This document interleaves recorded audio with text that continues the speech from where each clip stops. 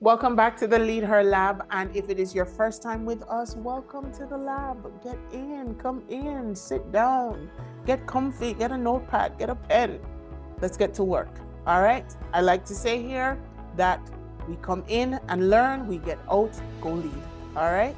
So I'm going to dive right in. And so today we're going to be talking about how to find better people for your team. That's something I hear people talk about all the time. I can't find good people. It's a struggle.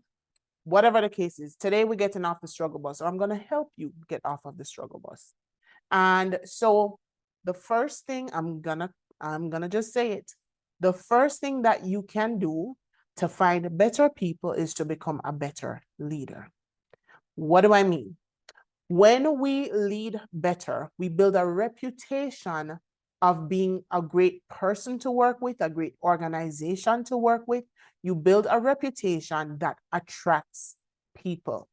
So you want to become the type of leader and create the kind of work environment that people are eager to work with. That when they leave, that they are happy to share their experience with someone else or with others, because then you start to attract people. You also have more confidence in being able to reach out to those people and asking them for referrals.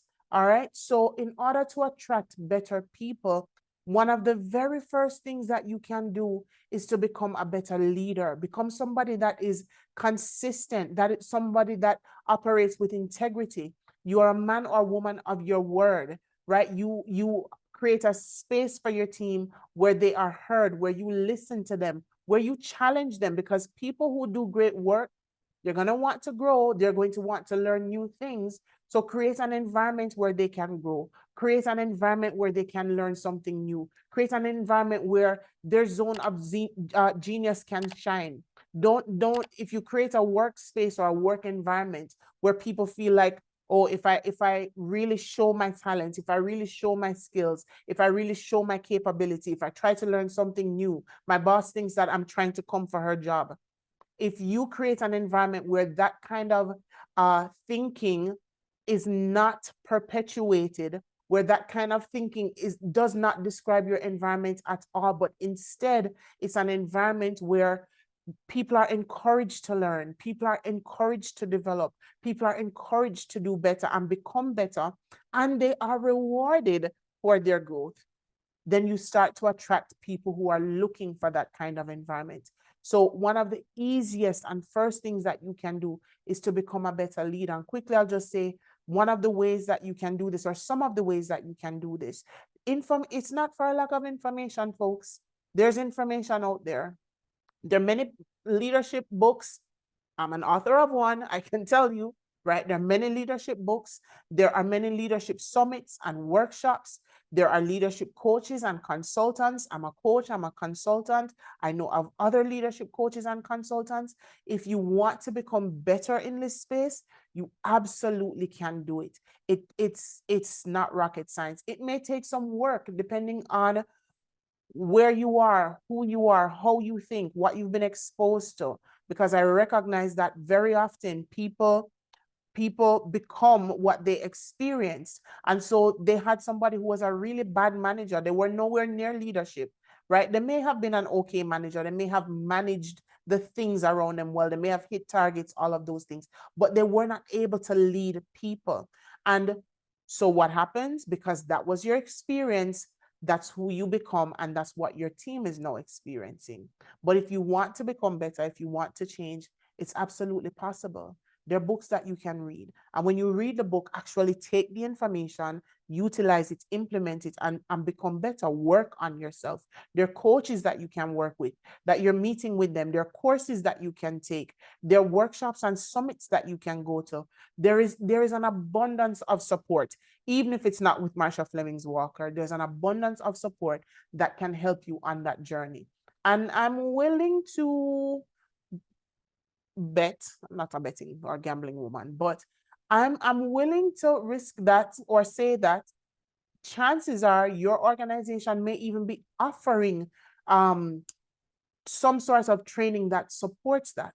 All right. So the first way to attract better people is to become a better leader. The second thing that you can do is to become clear on who you are as an organization. What is the DNA of your team, right? And I got that language of DNA of your organization from the book Recruiting Rock Stars, or How to Recruit Rock Stars. What's the DNA of your organization? What are the characteristics? What are those core fundamental principles and characteristics that speak to, you know, who you are as an organization, and what most, if not all, of your people should embody, right? What is your organization about? Who are the people that work there?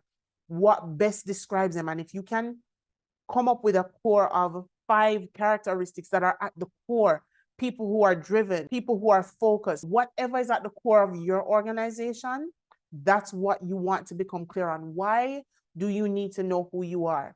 Well, the team that you want to attract, the people that you're looking to attract, they're going to want to be able to identify if this organization is for them.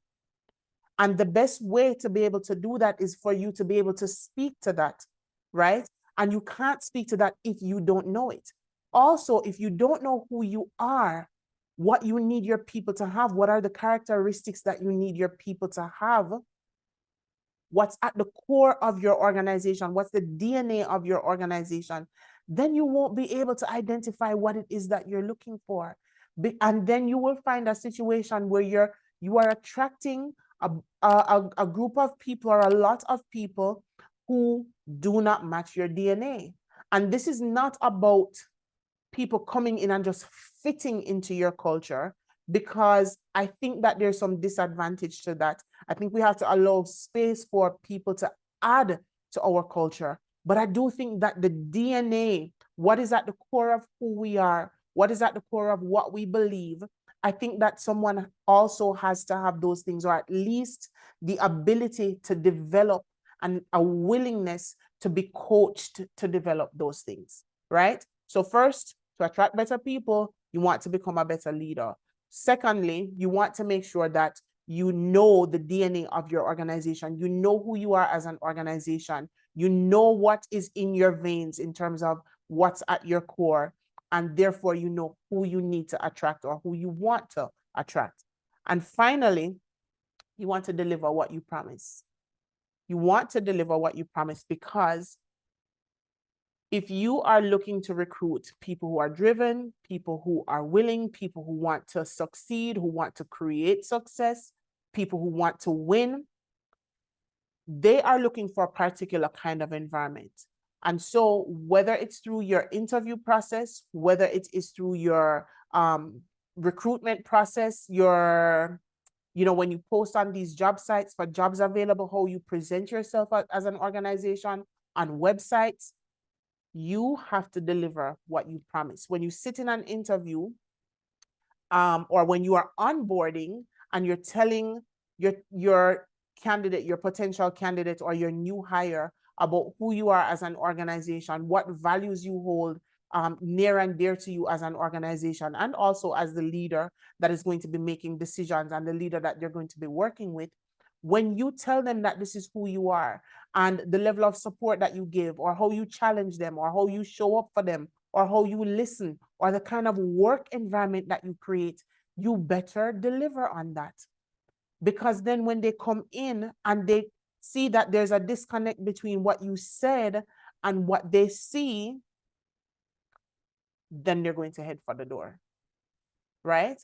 And they are not, or worse, they stay and under deliver. They don't become anything greater and give you probably their bare minimum, right? So you want to make sure that you deliver on your promises.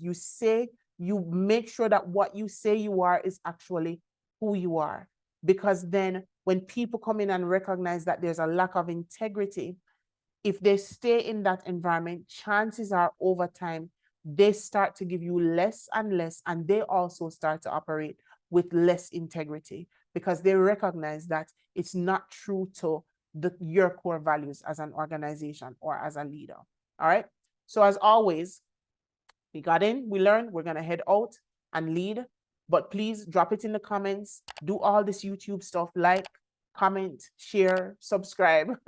But most importantly, I'll always ask you, think of a young professional that is emerging in their career, they're growing in their career, they're getting more and more responsibilities, and they have people to lead, and that they may benefit from this kind of conversation. Share this video with them, because one thing that I've found, which is one of the main reasons that I've started this channel, is that there are not enough leaders with experience that are creating space, having conversations, guiding, grooming, developing, supporting, and helping, and opening the door for young professionals, new leaders that are emerging, right? And so not because you were thrown in to sink or swim or to figure it out on your own, or you did not have the best leader, means that you need to become a nightmare to someone else, all right? So please share this video with someone that you know it can help, and like, so that YouTube does what it does, so more people who need this information can see it. And I will see you next time.